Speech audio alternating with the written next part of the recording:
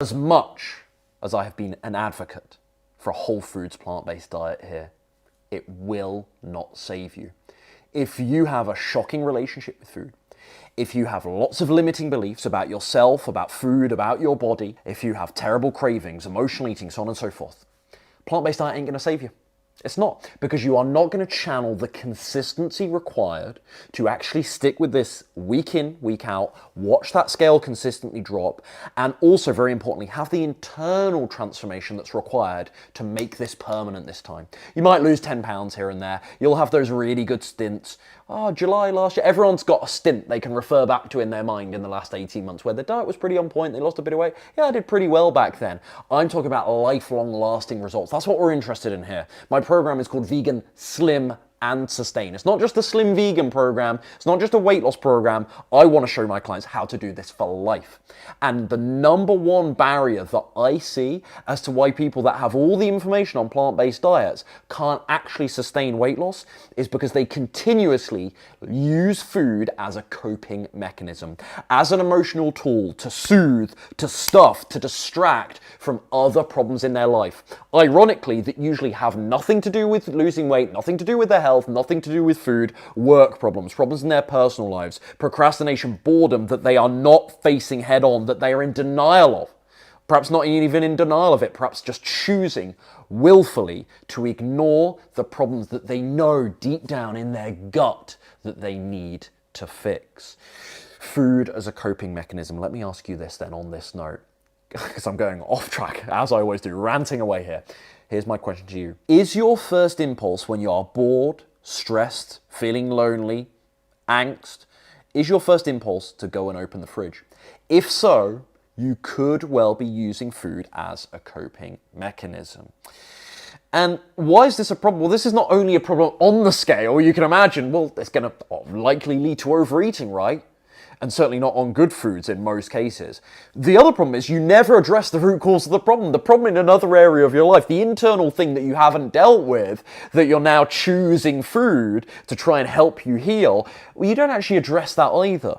Right? And this leads to the emotional eating cycle model that I've talked about so many times here that I go on to my clients about all day long. Step one, let's walk through this very, very quickly. I'm going to somehow put a graphic on the screen as I talk here. Step one, something causes you to be emotionally triggered. So the feeling that causes you the negativity rather, the discomfort. Step two, you then feel an overwhelming urge to eat because that's a behavior that you've trained in the past. Your brain, whether consciously or not, is going back to the last time that you felt or previous recollections of your experience of that particular feeling, and it's associating, oh, I had a Kit Kat chunky, I had Ben & Jerry's ice cream last time I did that. So step two is you feel an overwhelming urge to eat. Step three is you then engage that craving and you eat something unhealthy, or perhaps it is something healthy, but usually not, and or way more than you should. This then, of course, feeds into step four. For most people, immediately after they've eaten that thing that they know they shouldn't have really eaten, they, of course, feel guilty.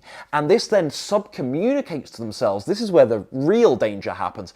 You then subcommunicate to yourself that you're the person that's weak around food. You're the emotional eater. You're the person that does this every time they're stressed or bored or lonely. You turn to food. You feed that back into yourself, and it's incredibly disempowering. You are just signaling to yourself your own weakness. So what happens again when you come right back round full circle to step one? What happens the next time you feel triggered? That pattern of behavior is so ingrained in yourself and you feel so helpless and powerless to it because you've witnessed again and again and again your own weakness, your own addiction to food. You can't even deny it anymore. What happens the next time you get triggered? You're eating again through this cycle. It compounds like a snowball, and then it becomes totally mindless. It's automated. It's habitual, and every time you feel stressed, bored, any negative emotion, argument with your boss, argument with your loved one, spouse, whatever, bored on a Friday night, unfulfilled, straight in that fridge, mindless, automated. This is how people ruin even the best meal plan in the world.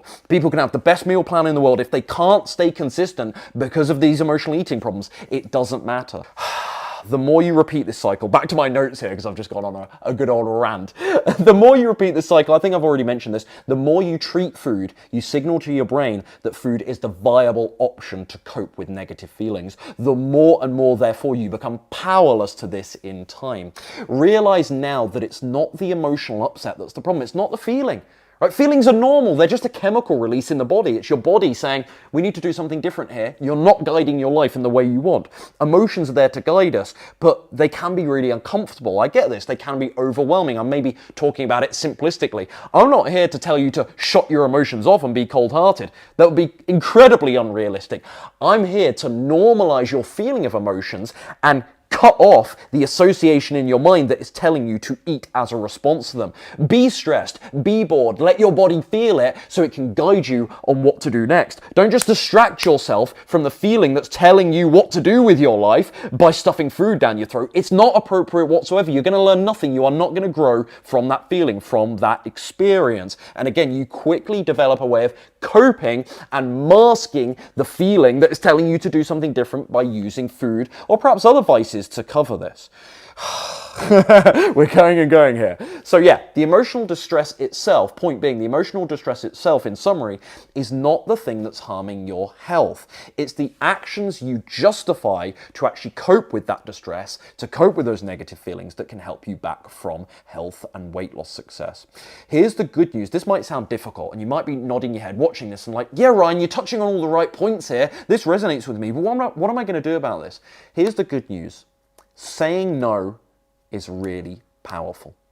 The more you don't give in to using food to cope the next time you feel stressed, bored, whatever it is, the easier it is to continue saying no, the easier it becomes rather to continue saying no. So remember when I talked about the emotional eating cycle 5 minutes back, and how the point being, or one of the points I was making, is the more you go through this cycle, the more it becomes inevitable, the more you say yes to those cravings, the more you signal to your brain that you can continue to say yes, and you build this very inevitable script and pattern of behavior for yourself. The good news is that no interrupts that pattern and allows you to form a new pattern of behavior in the same but the opposite way, if that makes sense. You have to get good at saying no instead of saying yes. You feel the trigger, you feel the negative emotion, but you say to yourself, not today, not this time, I'm not doing it. And don't get me wrong, the first 3, 4, 5, 10 times that you say no, it's going to be the worst moment of your life. It's going to be the worst 20 minutes of your life. Your brain's like, ice cream, I always eat ice cream right now. Cake, I always have cake right now. You're going to continue to say no. It's going to be tough. It's going to feel like withdrawal. It's going to be really, really hard. But I promise you, it gets easier. The more your brain recognizes that, okay, today Ryan isn't going to give me Pop-Tarts just because I'm sad, the more that's going to create a new story and a new script for yourself. The more those old associations, those old neural pathways and the synapses that guide the data being sent around your brain, the more that they are going to disconnect. That's very pseudoscientific. The more they're going to disconnect, the more you're going to break those old patterns, those old associations.